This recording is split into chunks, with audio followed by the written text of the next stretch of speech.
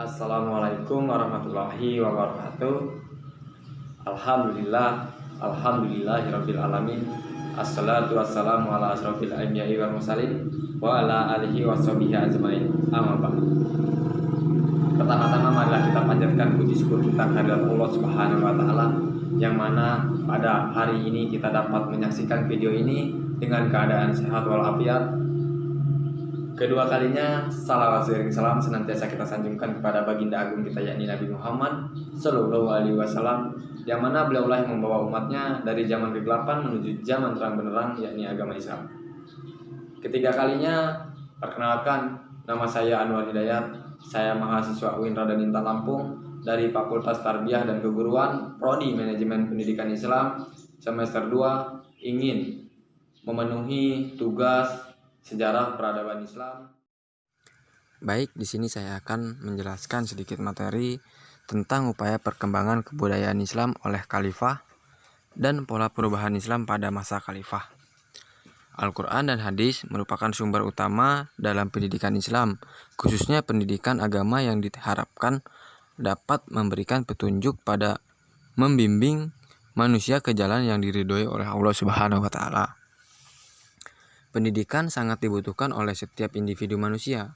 Pertumbuhan dan perkembangan pendidikan Islam sudah ada sejak zaman Nabi Muhammad sampai sekarang. Wahyu yang pertama diterima Nabi Muhammad Shallallahu Alaihi Wasallam adalah surat Al-Alaq ayat 1-5. Firman Allah Subhanahu wa taala tersebut mengandung pembelajaran akan pentingnya membaca yang menjadi awal pendidikan yang diterima oleh Nabi. Kemudian pendidikan Islam mulai dilaksanakan Rasulullah SAW setelah mendapat perintah dari Allah Subhanahu wa taala melalui firman-Nya, yaitu surat Al-Mudaththir ayat 1-7. Langkah awal yang ditempuh oleh Nabi Muhammad SAW adalah menyeru keluarganya, sahabat-sahabatnya, tetangga, dan masyarakat luas. Pada masa Nabi Muhammad SAW, pendidikan Islam berpusat di kota Madinah, yaitu setelah Rasulullah hijrah dari kota Makkah. Setelah Rasulullah wafat, kekuasaan pemerintah Islam dipegang oleh Khulafa Rasyidin dan wilayah Islam telah meluas di luar Jazirah Arab. Para khalifah ini memutuskan perhatiannya pada pendidikan, syiar agama, dan kokoh negara Islam. Nah, setelah Rasulullah SAW wafat, maka tampuk kepemimpinan umat Islam yang dipercayakan kepada Khulafa Rasyidin. Khulafa Rasyidin berarti para pemimpin yang mendapatkan petunjuk. Mereka adalah Abu Bakar As-Siddiq, Umar bin Khattab, Utsman bin Affan, dan Ali bin Abi Thalib. Masa pemerintahan Khulafa Rasyidin merupakan masa yang penting dalam pembelajaran Islam.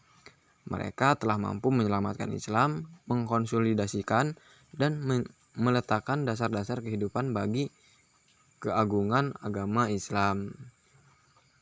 Adapun pola perubahan Islam pada masa khalifah, yaitu pola pendidikan. Pola pendidikan Islam pada masa khalifah Abu Bakar As-Siddiq. Setelah Nabi wafat, pemimpin umat Islam adalah Abu Bakar As-Siddiq sebagai khalifah. Khalifah adalah pemimpin yang diangkat setelah Nabi wafat untuk menggantikan Nabi dan melanjutkan tugas-tugas sebagai pemimpin agama dan pemerintahan. Pada awal pemerintahan digoncang oleh pemberontakan orang-orang murtad, orang-orang yang mengaku Nabi, dan orang-orang yang tidak mau membayar zakat. Oleh karena itu, beliau memutuskan perhatiannya untuk memerangi pemberontakan yang dapat mengacaukan keamanan dan mempengaruhi orang-orang Islam yang masih lemah imannya untuk menyimpang dari Islam.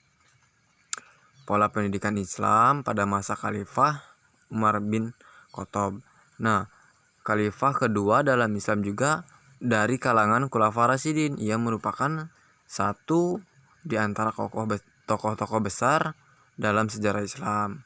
Ia terkenal dengan tekad dan kehendaknya yang sangat kuat, cekatan dan karakternya yang harus berterus terang sebelum kejam.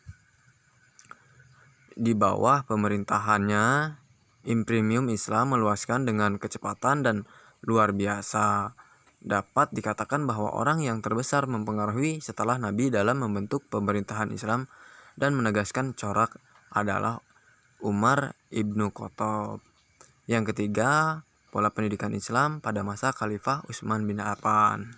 Nama lengkapnya adalah Utsman bin Abil As bin Umayyah. Beliau masuk Islam atas dasar seruan Abu Bakar As-Siddiq. Utsman bin Affan adalah termasuk saudagar besar dan kaya dan sangat pemurah, menafkahkan kekayaannya untuk kepentingan umat Islam. Nah, Utsman diangkat menjadi khalifah hasil dari pemilihan panitia 6 yang ditunjuk oleh Khulafa Ar-Rasyidin, di antaranya Khalifah Umar bin Khattab, Jubair bin Awam, Sa'ad bin Abi Waqqas, dan Abdurrahman bin Auf. Adapun pola pendidikan yang terakhir atau yang keempat pada masa Khalifah Ali bin Abi Thalib.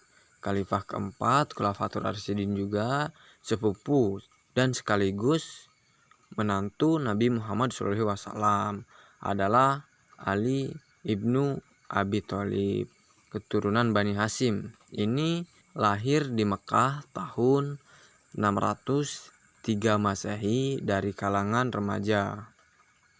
Ia adalah anak pertama yang masuk Islam. Nabi mengasuh Ali sejak usia 6 tahun dan pernah menyentuh atau menyebut saudaraku dan ahli warisku. Ali banyak mengetahui tentang kehidupan Nabi termasuk ilmu agama. Ali pernah menyelamatkan nyawa Nabi ketika diminta tidur di tempat tidur Nabi dan untuk mengecoh kaum Quraisy. Ia selalu mendampingi Nabi SAW sehingga wafat dan mengurus pemakamannya. Sekian materi yang dapat saya sampaikan. Kurang dan lebihnya saya mohon maaf. Kepada Allah saya mohon ampun. Seakhiri wabillahi taufiq wal hidayah. Wassalamualaikum warahmatullahi wabarakatuh. Guys, jangan lupa like, comment, and subscribe.